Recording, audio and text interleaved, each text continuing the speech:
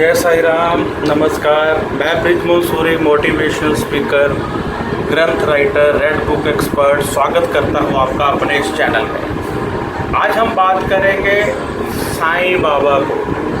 शिरडी के साईं बाबा को यदि बहुत करीब से पाना है, यदि उनकी शक्तियों को हमने पाना है तो हमें क्या करना होगा। शिरडी के साईं बाबा एक बहुत भोले बाबा हैं। बाबा का कहना है कि मैं अपने भक्तों के वश में हूँ। साईं का कहना है कि जब तुम मेरी तस्वीर देख रहे होते हो तो मैं तुम्हें देख रहा होता। आज हमारा विषय है कि शिरडी के साईं बाबा, आप पीछे मूर्ति देख रहे हैं, ये मेरे निवास का पूजा रूम है। शिरडी के साईं बाबा को यदि हम पाना चाहें तो हमें क्या करना है। शिरडी के साईं बाबा की शक्तियाँ यदि अति शीघ्र मनोकामना पूर्ति चाहते हैं, अति शीघ्र आप शिरडी के बाबा की शक्तियाँ चाहते हैं तो क्या करना होगा। आज हमारा विषय ये है कि हम कैसे बाबा को पा सकें और कैसे उनकी शक्तियों को अपने पास ला सकें, कैसे संभव है। देखिए, जब तक कोई भी इच्छा जनून नहीं बनती तब तक वो इच्छा पूर्ण नहीं होती। एक बिजनेसमैन यदि जुनून में बिजनेस करता है तो बहुत अचीवमेंट्स करता है। एक विद्यार्थी यदि जुनून में आ जाता है तो बहुत ही अधिक सफलता अर्जित करता है। इसी प्रकार एक भक्त जब जुनून में भक्ति करता है, पागलपन की हद तक भक्ति करता है, तो फिर उसे परमात्मा की प्राप्ति हो जाती है। हमें ये देखना है कि हम जिस परमात्मा की भी भक्ति कर रहे हैं वह चाहते क्या है। मंदिर में पूजा अर्चना करके, लोगों को धक्के मारकर,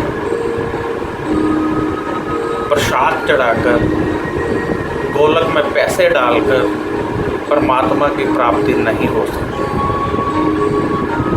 इन सब से परमात्मा के पास जाने का मार्ग आसान जरूर हो जाता है कि हमारे हृदय में प्रेम जागृत होता है, परंतु यदि वो प्रेम इंसानियत पर ना उमड़े तो उस प्रेम का कोई लाभ नहीं। कहने का मतलब है कि आपने मंदिर में 1.25 मन दूध चढ़ा दिया, 2 मन लड्डू चढ़ा दिए, हजारों रुपए चढ़ा दिए, तो किसी गरीब का बच्चा मात्र 10 रुपये आपसे मांगता रहा, वो भी किस लिए कि उसने कोई दवा करनी है या उसको बहुत भूख लगी, आपने नहीं दी। तब परमात्मा आपका वो सब चढ़ाया हुआ सामान स्वीकार नहीं करेंगे, किसी सूरत में नहीं करेंगे। परमात्मा तो कहते हैं मुझे पाना है तो मेरे बंदों को स्वीकार कर। कहते हैं अरे ओ बंदे, तू मुझसे क्षमा याचना चाहता है और मेरे बंदों को तू कभी क्षमा करता नहीं। प्रभु कहते हैं मुझे पाना है तो मेरे बंदों को स्वीकार कर। परमात्मा कहते हैं मुझसे क्षमा चाहते हो तो मेरे बंदों को क्षमा करना सीखो, तुम्हें क्षमा मांगने से पहले ही क्षमा मिल जाएगी।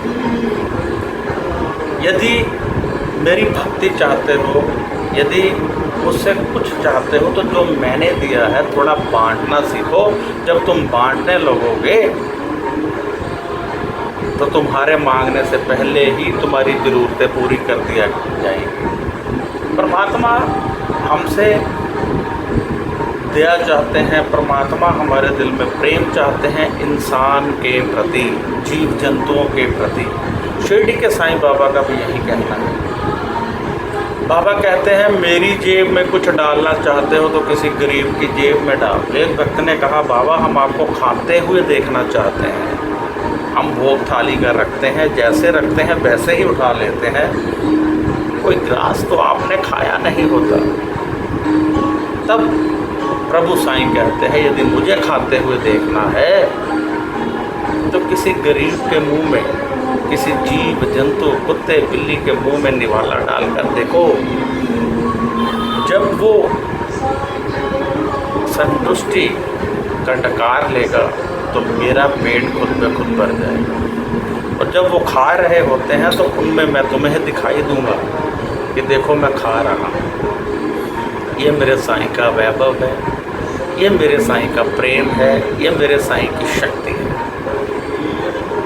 यदि आप बाबा को पाना चाहते हैं तो जीव जंतुओं पर कृपा करना शुरू कर दीजिए, गरीब लोगों पर कृपा करना शुरू कर दी। इससे क्या होगा? लॉजिक क्या है? लॉजिक ये है कि जब एक परमात्मा ने वचन दे दिया कि जो जीव जंतुओं पर मदद करेगा, जीव जंतुओं पर कृपा करेगा, लोगों की मदद करेगा, किसी रोते हुए को हंसाएगा, तो मैं सदैव उसके साथ रहूँगा। अब यदि आप चाहते हैं कि साईं बाबा या आपके गुरु या आपके भगवान आपके साथ रहें, तो आप लोगों का साथ बन जाइए, लोगों की पर कृपा कीजिए। जब आप उन पर कृपा करेंगे तो आपके परमात्मा मेरे साईं, आपके गुरु आप पर कृपा करेंगे। हाथ फैलाकर हर वक्त कृपा कर दो, कृपा कर दो, ये नाम मानकर जो वचन उन्होंने दिया है, हम यदि परमात्मा को उसमें बांधने का प्रयत्न करेंगे तो हमारे वचन, हमारे कार्य, हमारे दुख अपने आप दूर होने लगेंगे। साईं ने कहा, यदि तू चाहता है कि मैं तेरे दुख दूर करूं तो तू किसी रोते हुए को हंसा दे, किसी का दुख दूर कर दे। तेरे कहने से पहले ही मैं तेरा दुख दूर कर दूँ। तो सीधा सीधा तो एक रास्ता बता दिया कि इस रास्ते पर चलो, मैं आपके साथ, परंतु हम उस रास्ते पर नहीं चलते। मैंने देखा है, साईं संध्या होगी, बहुत सारे लोग बैठे हैं, कोई कह रहा है ये मैंने करवाई है, ये यहाँ का प्रधान मैं हूँ, आज जो हार झोली में डाला जाएगा वो मेरी झोली में डाला जाएगा और किसी की झोली में नहीं डाला जाएगा। आरती जो होगी वो मैं करूँगा और कोई नहीं करेगा। तब आपके परमात्मा, आपके गुरु मेरे साईं को बहुत गुस्सा आता है, वो आपसे दूर हो जाते हैं। वो कहते हैं ले जाओ, इन फूलों के हार को ले जाओ, परंतु जो इसमें मैं शक्ति डालने वाला था वो कहाँ से लो? वो नहीं मिलेगी, वो नहीं मिलेगी। क्यों? क्योंकि मैं आ गई, मैं आ गई तो कुछ नहीं मिलेगा। यदि आपने परमात्मा की शक्तियों को लेना है, यदि आप चाहते हो कि आप शिव भक्त हो, राम भक्त हो या साईं भक्त हो या आप सरदार हो, वाहेगुरु को मानते हो, तो आपको दूसरों के प्रति प्रेम रखना होगा, दूसरों के प्रति भला करना होगा। फिर देखिए कि आपके ऊपर कैसे शक्तियाँ बरसती। एक सेठ थे, उनको स्वप्न हुआ कि एक दूत, परमात्मा का दूत एक लिस्ट, सूची लिए हुए है। तो वो कहते हैं ये क्या है? कहते हैं ये सूची उन भक्तों की है जो परमात्मा से प्रेम करते हैं। ये सूची उन भक्तों की है जो परमात्मा से प्रेम करते हैं।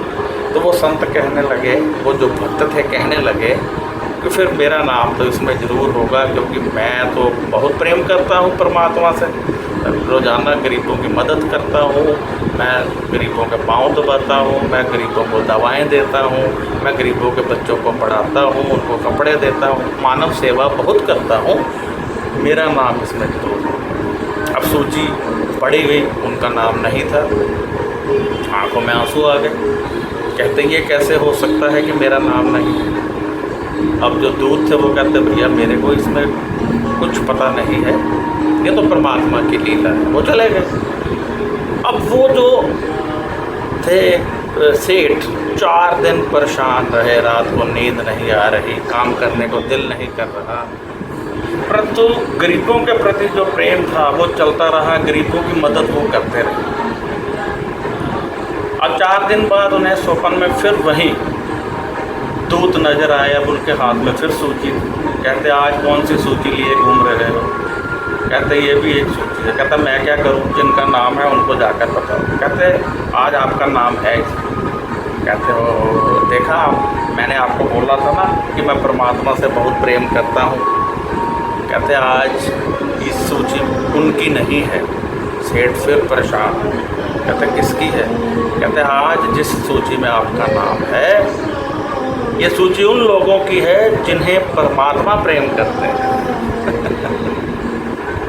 यानी उस सेठ से परमात्मा प्रेम करते हैं। तो ये होती है परमात्मा का प्रेम का एक दृष्टिकोण, उनकी एक शक्ति, उनकी एक वाइब्रेशन। कई बार हम बहुत भक्ति करते हैं और परमात्मा हमें जब कुछ देने वाले होते हैं तो हम गुरु बदल लेते हैं। मेरे कुछ रिश्तेदार हैं, बहुत भक्ति करते हैं, तो उनको शक्तियाँ मिलनी शुरू हुई थी। मैं देख रहा था कि इनमें शक्ति आ रही है, भक्ति आ रही है, परंतु उन्होंने कहीं और जाना शुरू कर दिया रेकी करवाने के लिए, और गुरु उसको बना लिया। अब गुरु जब उसको बनाया तो पहले गुरु की शक्तियाँ अपने आप कम हो जाती हैं। कारण कि हमारे अंदर जो वाइब्रेशन है, जब वो एक स्थान से दूसरे स्थान पर चली जाती है तो हमारा शरीर उस वाइब्रेशन को प्राप्त नहीं कर पाता। परमात्मा कुछ नहीं करते, उन्होंने शक्ति छोड़ दी, लेकिन आपका शरीर उसे लेने के काबिल नहीं है। जैसे सपोज कर लीजिए आप आइडिया का सिम चला रहे हैं और वो आपको कुछ भेज रहे हैं, परंतु आपने वो सिम निकाल कर एयरटेल का सिम डाल दिया तो वो आपका मोबाइल रिसीव नहीं करेगा। ऐसे ही हमारा शरीर है, जब हम गुरु बदल लेते हैं तो पहले गुरु से प्राप्त होने वाली शक्तियाँ हमें प्राप्त नहीं होती है, क्योंकि हमारा शरीर उसे स्वीकार नहीं करता। एक वक्त थे, हर वक्त सोचते कि मेरे गुरु मुझे कुछ देते नहीं हैं, गुरु बदल देने हैं। मन में ये विचार एक दिन आ गया। बहुत सालों से वेट कर रहे थे, जब भी गुरु गद्दी पर बैठते उठकर चले जाते। उस दिन गुरु ने सोचा कि आज इसको गद्दी दे देनी है। गुरु सोच रहे हैं कि आज इसको मैंने अपनी गद्दी दे देनी है, और वो उधर सोच रहे हैं कि आज गुरु ने कुछ ना दिया ना तो फिर कुछ फैसला करना होगा। और जैसे ही गुरु गद्दी देने के लिए उठे, वो सोच रहे हैं जा गुरु तेरे को छोड़ा, तू तो जा रहा है, आज फिर कुछ नहीं दिया। उसी क्षण उनकी भक्ति में 40-50% गिरावट आ गई और गुरु फिर वहीं बैठ गए। लेकिन गुरु गुरु होते हैं, उन्होंने फिर क्योंकि उसकी भक्ति में कमी आ गई, गद्दी तो नहीं दी, लेकिन 3-4 राज्य उसे दिए जिन पर वो राज करता रहा। तो अब आपके साथ कितनी बार ऐसा होता होगा, आपने परमात्मा से कुछ मांगा और जब मिलने वाला होता होगा परमात्मा भगाते हैं। परमात्मा सदैव अपने भक्तों को भगाते हैं। भक्त जब बहुत अधिक भक्ति करने लगता है तो उसका ध्यान किसी दूसरे भगवान की तरफ करते हैं, या उसका ध्यान कुछ राजसी चीज़ों में कर देंगे, या उसका ध्यान सेक्स की तरफ चला जाएगा, या उसका ध्यान अपने घर की चीज़ों की तरफ चला जाएगा। मतलब भगाते हैं भगवान। जो भक्त नहीं भागते हैं उन्हें सब कुछ मिलता है। कई बार क्या होता है, जब हमारी भक्ति चरम सीमा पर होती है तो हमारे घर में मौत हो जाती है। मेरी भक्ति चरम सीमा पर थी तो मेरे बेटे की मृत्यु हो गई, वो भी शिरडी से आते हुए। अब वो वक्त ऐसा था कि सब सोचने लगे कि आज के बाद शायद मैं साईं को नहीं मानूंगा। मैं चप्पल नहीं पहनता था, 17 साल हो गए थे मुझे चप्पल पहने हुए, 2 साल हो गए थे अन्न छोड़े हुए। तो सभी सोचने लगे यार ये बंदा इतनी भक्ति करता है, 16-16 घंटे ये जाप करता है, 16-16 घंटे का ध्यान करता है, आज शिरडी से आते हुए इसके बेटे की मृत्यु हुई है, ये अब साईं को नहीं मानेगा। परंतु मेरी भक्ति में बाबा की कृपा से कोई कमी नहीं आई। घर में आते ही पहले मैंने बेटे के पास मंत्र लगाया और फिर जो होता है वो किया। बहुत दुखद समय था, उभरते हुए 2 महीने जरूर लगे मेरे को, लेकिन परमात्मा की भक्ति में, साईं की भक्ति में कमी नहीं है। कहने का भाव है कि जब आपकी भक्ति में कमी नहीं आती है तो आपको परमात्मा मिलते हैं, जब आपकी भक्ति में कमी आ जाती है तो परमात्मा नहीं मिलते। इसलिए कभी भी अपनी भक्ति में कमी मत आने। और आज का विषय था कि परमात्मा की शक्तियों को जल्दी से जल्दी कैसे प्राप्त करें। जल्दी से जल्दी प्राप्त करना है तो सबसे पहले देखिए परमात्मा चाहते क्या हैं, उनके विचार क्या हैं, उन्हीं पर चलिए। जैसे मेरे साईं हैं, वो चाहते हैं गरीबों की मदद कीजिए, जीव जंतुओं को भोजन कराइए, रोते हुए को हंसाइए, लोगों की मदद कीजिए। जब आप ऐसा करने लगेंगे तो परमात्मा खुद पे खुद आपके पास आ जाएंगे। जो आप चाहते हैं वो आप दूसरों को दीजिए। आपकी बेटी की शादी नहीं हो रही है, किसी गरीब कन्या की शादी में मदद कीजिए, आपकी बेटी की शादी हो जाएगी। आपके पति आपसे प्रेम नहीं करते हैं, किसी दूसरी औरत को उसके पति के प्रति समझाइए, या किसी औरत पति को समझाइए, किसी के साथ दीजिए, उसमें आपके पति आपसे प्रेम करने लगे। आपका बेटा नहीं पढ़ता है, किसी गरीब की पढ़ाई में मदद कीजिए, आपका बेटा पढ़ने लगेगा। आपके घर में रोग ठीक नहीं होता है, किसी गरीब को दवा वगैरह दीजिए, आपके घर में रोग ठीक होगा। आपका कर्ज नहीं उतरता है, किसी दूसरे के कर्ज उतारने में उसकी मदद कीजिए, पैसा चाहे ना दीजिए, उसको समझाइए, आपका कर्ज भी उतरने लगेगा। आपके घर में भोजन की कमी है, काले सफ़ेद तिल गुड़ चीनी आटा चींटियों को डालिए, काले सफ़ेद तिल गुड़ चीनी आटा किसी कुत्ते को रोटी डालिए, आपके घर में भोजन आने लगेगा। यानी जो आप अपने लिए चाहते हैं वैसे ही मदद किसी की कीजिए, फिर देखिए आपके घर में कैसे लहर बहर हो जाती है। तो आप मुझे इजाज़त दीजिए। यदि आपने इस चैनल को सब्सक्राइब नहीं किया है तो इसका अर्थ ये है कि आपका रिश्ता मेरे साथ नहीं जुड़ा है। यदि आप अपना रिश्ता मेरे साथ जोड़ना चाहते हैं तो इसके नीचे सब्सक्राइब का बटन है, उसे दबाइए, फिर बेल का बटन आएगा, उसको भी दबाइए। आपका रिश्ता मेरे साथ जुड़ जाएगा। इस वीडियो को लाइक कर दीजिए, कमेंट्स मत कीजिए इस वीडियो के नीचे, मैं नहीं पढ़ता। यदि आप सवाल करना चाहते हैं, यदि आप जन्म पत्री दिखाना चाहते हैं तो जन्म पत्री की हम फ़ीस लेते हैं, वो फ़ीस गरीबों के लिए इस्तेमाल होती है। अब कई लोगों को इतराज़ है कि आप सीधे ही पैसे मांग लो। भैया सीधे ही मांग रहा हूँ कि मेरी जन्म पत्री देखने की फ़ीस है, वो बात अलग है, मैं गरीबों पर इस्तेमाल करता हूँ, इसमें किसी को कोई क्या इतराज़ होना चाहिए। तो हम गरीबों के लिए वो इस्तेमाल करते हैं, गरीब कन्याओं की शादी में इस्तेमाल करते हैं, रोगियों के लिए इस्तेमाल करते हैं। व्हाट्सएप कीजिए, फ़ोन मत कीजिए। व्हाट्सएप का जवाब 4 या 5 दिन में मिलता है, पहले नहीं मिलता है, तो इंतज़ार करना पड़ेगा।